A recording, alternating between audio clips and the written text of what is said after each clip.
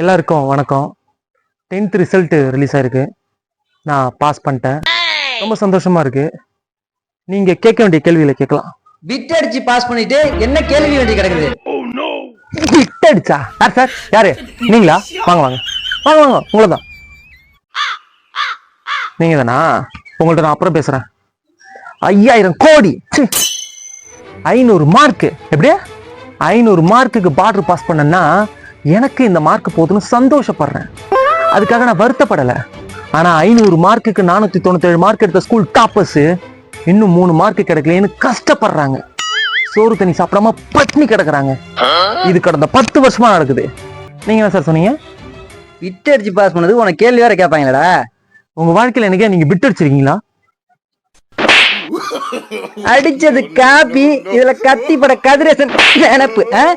இதுல